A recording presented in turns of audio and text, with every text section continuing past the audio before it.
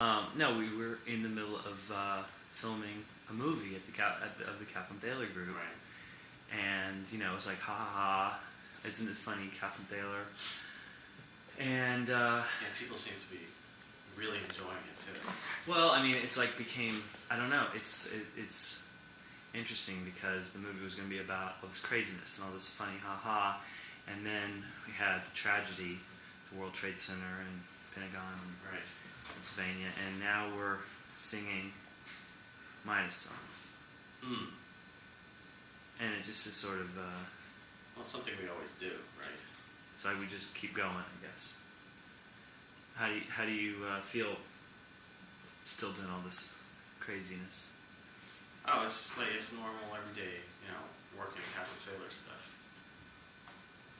Doesn't surprise me that work goes on. It surprised me that the office was open the next day after everything. It was kind of crazy. So you were you in the office on the 11th? I came into the office on the 11th. I didn't come in the following 2 days because I couldn't get in. So but you were here when it happened? Yeah. When I ask you a question, say, like if I say, were you here when it happened, and say, I was here when it happened, repeat the question. So now I'm scripted. No, it's the way you do it. Oh, because you're going to edit out your question? Yeah. Your questioning? And that people will know what the question was. Oh, Yeah, no, it's like, so like, were you here when it happened? Yes, I was here when it happened. Don't be a smart ass. You can be a smart. No, I was actually on the subway. Well, I got a really great shot for my roof out in Brooklyn. And, What do you mean?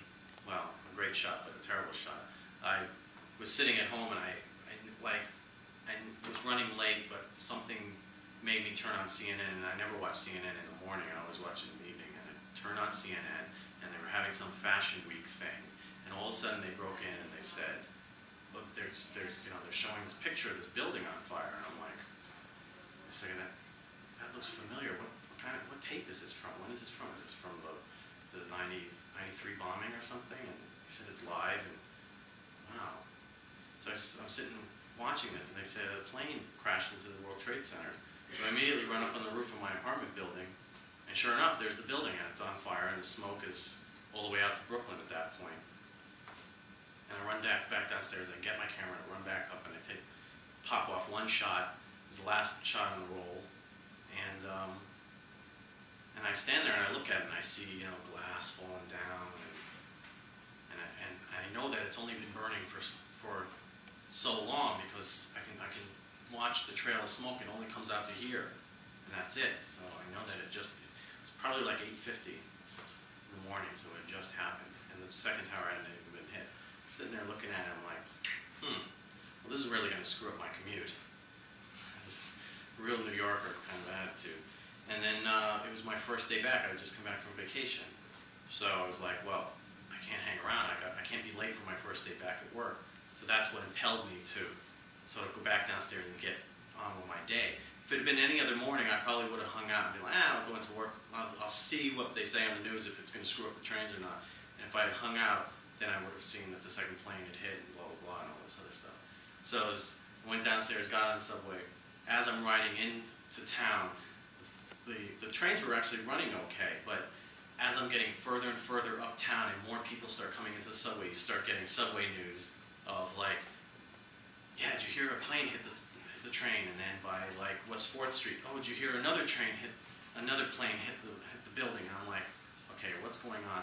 And then by like 14th Street, all of a sudden this lady walks in and says, yeah, it's a terrorist attack. And by 34th Street, it was like, oh yeah, the White House has been hit. I'm just like, this is how rumors and this is how hysteria gets started. And then I come upstairs and I walk into the lobby of the building, and it's on TV, and I'm like, oh my God, what's going on here? It's all true.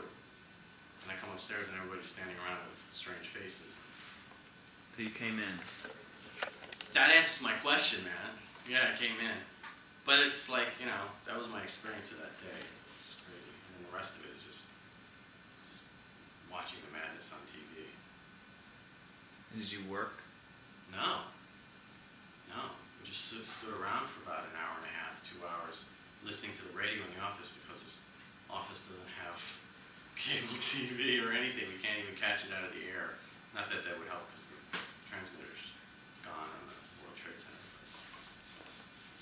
Yeah. And then we went to Danielle's house, and she lives up on Broadway, so we could look all the way down Broadway and see the smoke sort of billowing out over the city. And then you didn't come in the next day? No, I didn't come in the next day or Thursday. Wednesday was not, the office was closed, and Thursday some people came in, but I couldn't even get in. The trains were all, just forget it. It was impossible. And you came in on Friday? Came in on Friday. I made it in on Friday. And then, but you started working. Everybody went back to work? Yeah, it was weird. We started working. It was just really so strange. What were you working on? I don't even remember. It was kind of days. I don't remember. And now you're singing No, songs. right. Singing songs for Midas, but it's like, everyone's sort of gotten back to work, and we've sung songs for other pitches before, so it's nothing new. I don't like doing it, but once you get into it, I guess it's kind of fun if you get people who are also singing. Singing with Dan and Allison was fun because they were into it. But it's kind of silly, I guess. So how'd you get home on the 11th? How did I get home? I didn't go home. I didn't go home on the 11th. I went up to Danielle's house, and we sort of camped out up there. And she put us up on she has one of those inflatable beds, and crashed out. It was me and my girlfriend. Hey, Mike, how are you? She works down on Prince Street, and she went.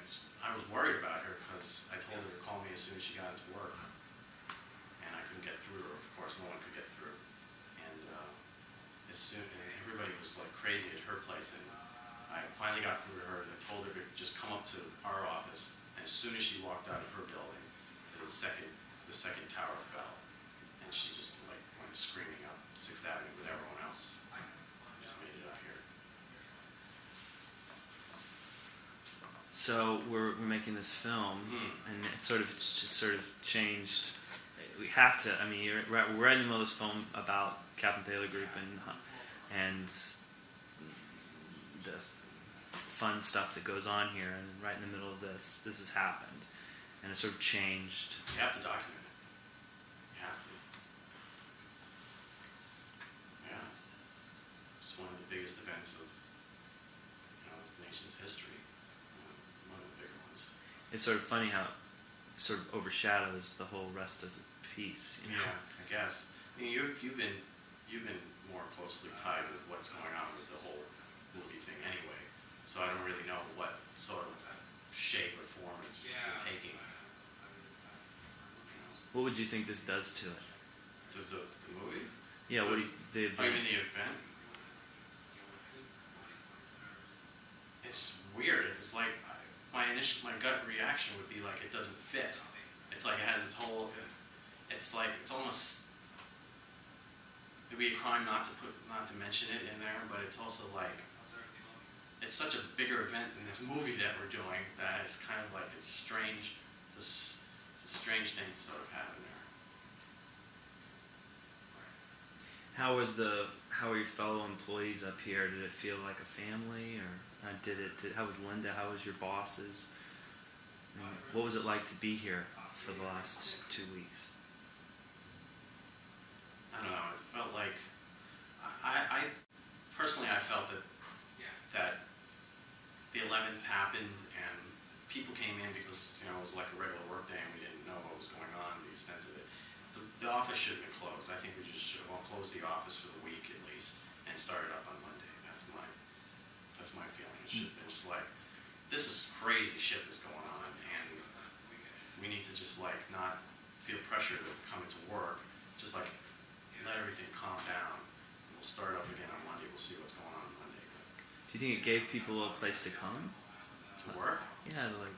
No, man. You should stay home. Stay home and like get ready to, go east.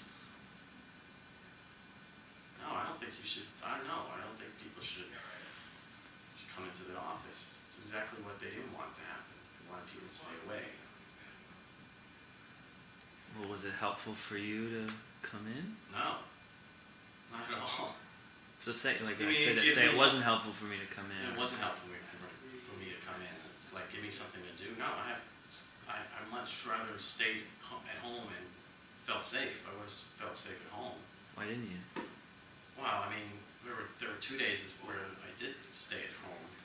That was just because I couldn't get in, but I would have felt a little more supported at work if they had said, "Don't worry, we'll see where we are on Monday. Let's just not come in for the week." But it was just like, some people came in, some people didn't. I'm like, what the hell are you guys working on? Trade Center just disappeared, and we're getting attacked by terrorists, and you guys are working on, shampoo. It's like silly. What are you working on?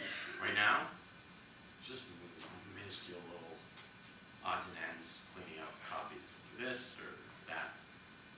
Little projects. We're gearing up for our Midas pitch. And that's next week, so. So let me ask a question. When I call her up and tell her that I'm rolling everything over, I have no place to put it. What should I do? I'm like distracted, every time somebody walks on or off the subway. It's like, you make sure you look at who's coming in or whatnot. And some guy this morning, he comes in and he's standing there just like everyone else, and like 10 minutes later, all of a sudden he starts talking. He's like, Jesus loves you, blah, blah, blah, blah. It's like, is this guy a nut, or is he just like, proselytizing to people?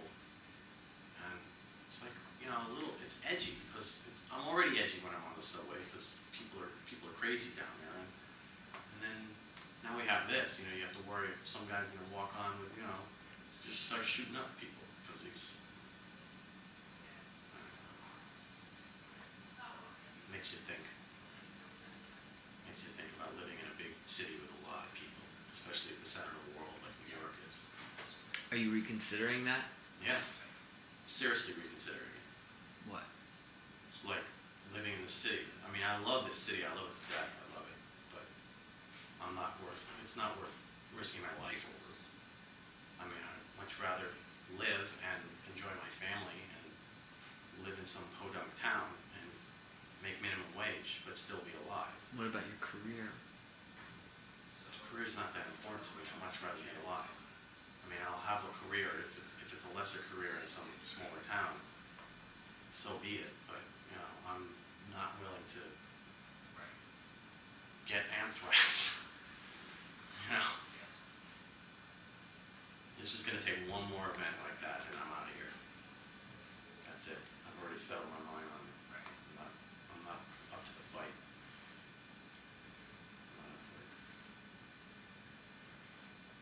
I'd be ashamed, because I really, really love living in New York. I love it here.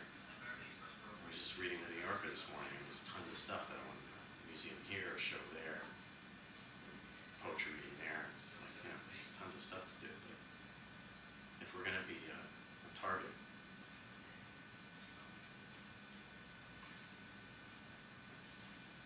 no one else is talking about it? You don't have anything to say? Are you asking about it? You're asking.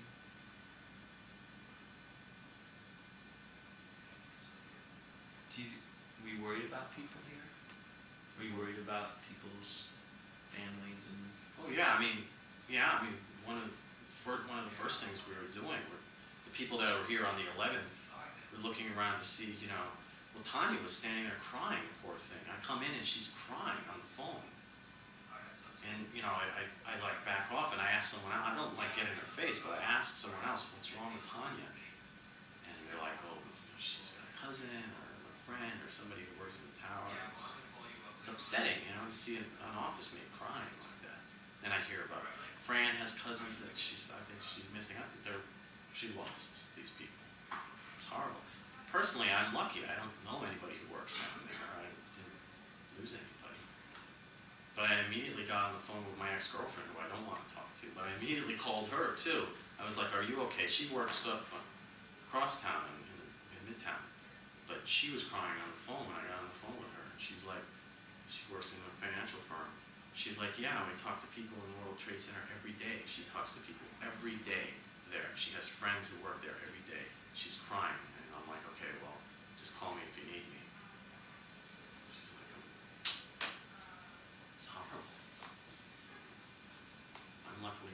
isolated from me. Yes. I'm glad you are.